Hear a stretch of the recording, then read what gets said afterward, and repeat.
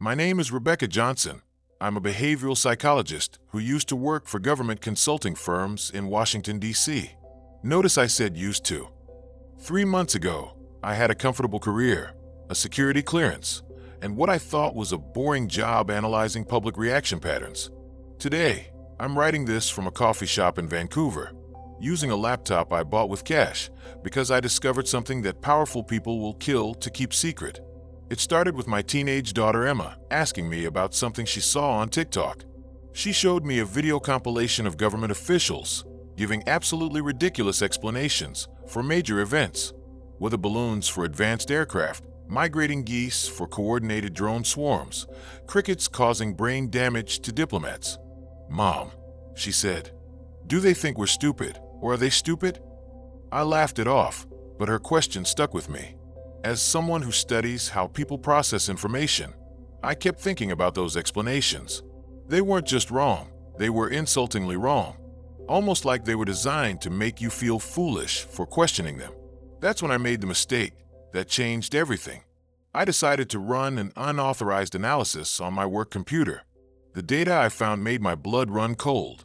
Every single ridiculous explanation from the past 5 years had been focus group tested extensively before release.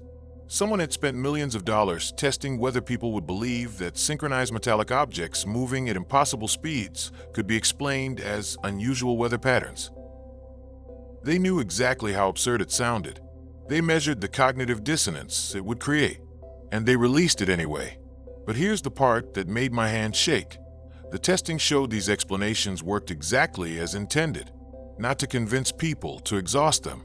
93% of witnesses stopped talking about what they'd seen within 6 weeks of the official explanation, not because they believed it, but because defending their experience became socially uncomfortable. I should have stopped there. I should have closed that file and gone back to my normal work.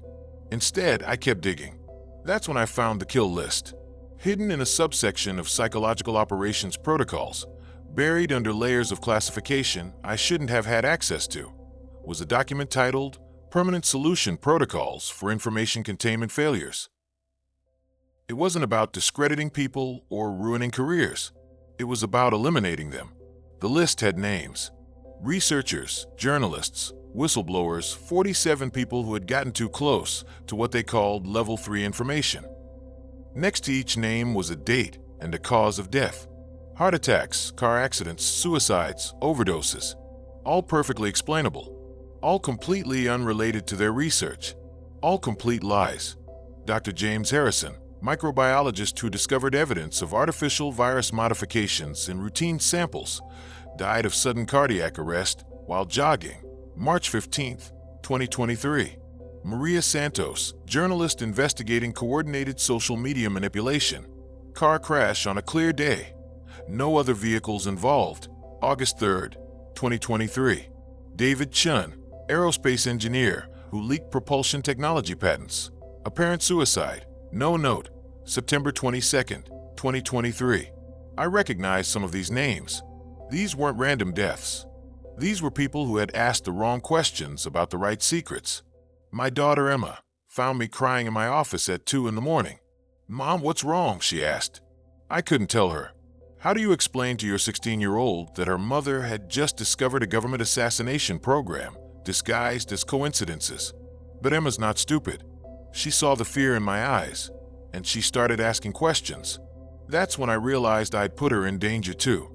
Anyone close to someone with Level 3 information becomes what they call a peripheral target. I tried to act normal for the next few days, but everything felt different. Every car that lingered too long on our street, every stranger who made eye contact, every coincidence that seemed too convenient. The paranoia was eating me alive. But was it really paranoia if they actually were watching? Then my colleague Marcus Williams didn't show up for work. Marcus was the only other person with access to the same psychological operations database I'd been exploring. His wife called the office. He'd left for his morning run and never came home. They found his body 3 days later. Apparent heart attack while jogging. Just like Dr. Harrison, I knew I had maybe hours before they realized I had accessed the same files Marcus had. I spent that night copying everything I could onto encrypted drives. But I made a crucial mistake.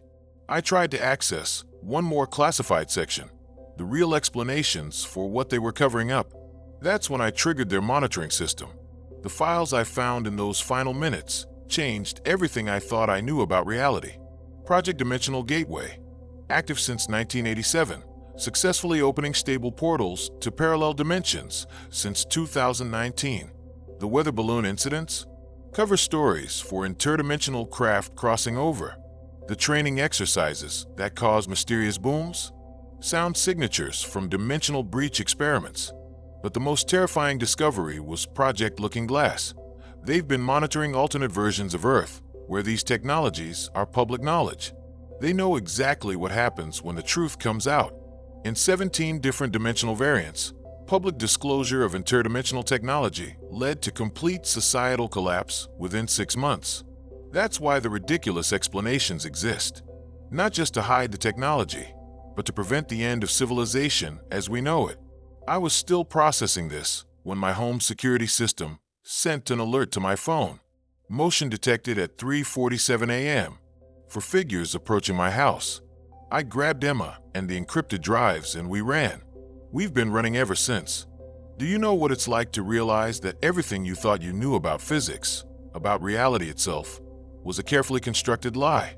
To discover that your government has been in contact with alternate versions of Earth for over 30 years? To learn that the ridiculous explanations you mocked were actually the only thing standing between humanity and complete existential breakdown? The deepest secrets aren't hidden behind believable lies. They're hidden behind truths so devastating that ridiculous lies become mercy. Emma handles it better than I do. She's 16. Her world was already full of impossible things. But she started having nightmares about men in black suits coming to our house. Last week, she asked me if we'll ever be able to go home. I didn't know what to tell her. We move every few days, pay for everything with cash, avoid cameras. I've been reaching out to other researchers anonymously, trying to warn them. Most don't believe me. The few who do, well, Dr. Sarah Mitchell, who was investigating quantum consciousness experiments, died in her sleep last Tuesday. Natural causes, they said. She was 34 and in perfect health. But here's what they don't understand. Some of us copied the files before they could be scrubbed. We're sharing them through encrypted networks, one piece at a time. They can't kill all of us without raising suspicions, and they can't discredit us all without admitting the information exists. The truth is spreading, despite their best efforts to contain it.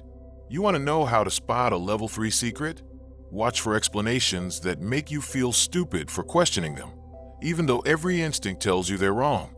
Weather balloons for structured craft hundreds of feet long. Equipment malfunctions that cause identical failures across multiple unconnected systems. Training exercises that just happen to coincide with mass sightings of impossible technology.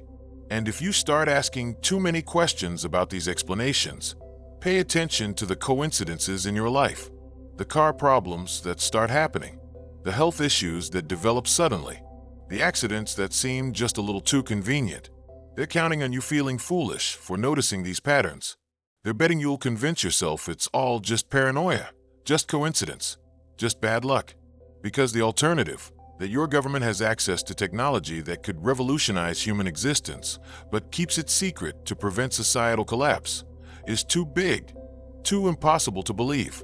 Have you ever noticed how the most unbelievable official explanations come right after the most extraordinary sightings? How the timing always seems just a little too convenient. I'm sharing this story because they can't stop the truth forever. Emma and I might not survive to see it, but someday the ridiculous explanations will stop working. Someday people will be ready to handle the reality that we're not alone in the multiverse, that other versions of humanity have been visiting us for decades, that the technology exists to solve every energy crisis and transportation challenge we face. But until then, remember this: the deeper the secret, the more ridiculous the cover story. And the most ridiculous cover story of all might be that none of this is true, that interdimensional technology doesn't exist, that your government would never hide world-changing discoveries to prevent social collapse. After all, who would believe something so absurd? If you're reading this and I don't post anything new for more than 2 weeks, assume the worst. The encrypted files will automatically release to journalist networks worldwide if I don't reset the timer. They know this, which is why Emma and I are still alive. For now. What do you think? Am I a paranoid conspiracy theorist running from shadows, or someone who discovered the most important secret in human history? Either way, pay attention to those ridiculous explanations. Your life might depend on how well you can see through them. The truth is out there, but so are the people who will kill to keep it hidden.